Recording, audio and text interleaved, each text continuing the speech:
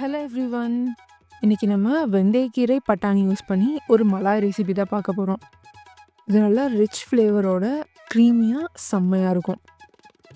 இது செய்கிறதுக்கு ஒரு கடாயில் கொஞ்சமாக எண்ணெய் ஊற்றி ஸ்பைசஸ் ஆட் பண்ணி பச்சை மிளகா, இஞ்சி, பூண்டு, பெரிய வெங்காயம், கொஞ்சம் முந்திரி பருப்பு ஆட் பண்ணி நல்லா வதக்கி விட்டுருங்க.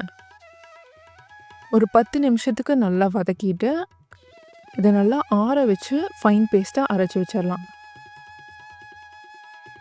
இதே கடாயிலேயே கொஞ்சமாக பட்டர் ஆட் பண்ணி இதுக்கு நான் ஒரு சின்ன கட்டு வெந்தயக்கீரையை க்ளீன் பண்ணி கட் பண்ணி ஆட் பண்ணியிருக்கேன்.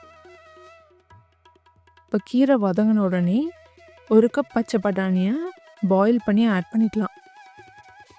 இதை ஒரு 2 நிமிஷத்துக்கு நல்லா கலந்து விட்டுட்டு தனியாக எடுத்து வச்சிடலாம்.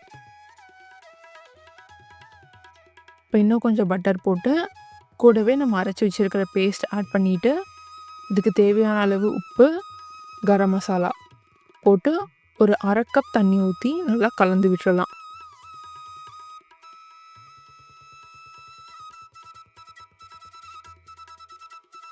இந்த மசாலா கொதிச்சு வர டைமில் ஆல்ரெடி நல்லா காய்ச்சி ஆற வச்சுருக்கிற பால் 1/2 டம்ளர் ஆட் பண்ணிக்கலாம்.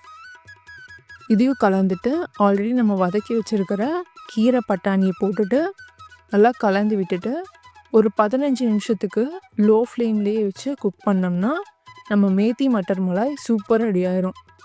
இது கூடவே கொஞ்சமாக கஸ்தூரி மேத்தி ஆட் பண்ணி கலந்து விட்டுட்டு சர்வ் பண்ண வேண்டியதான்.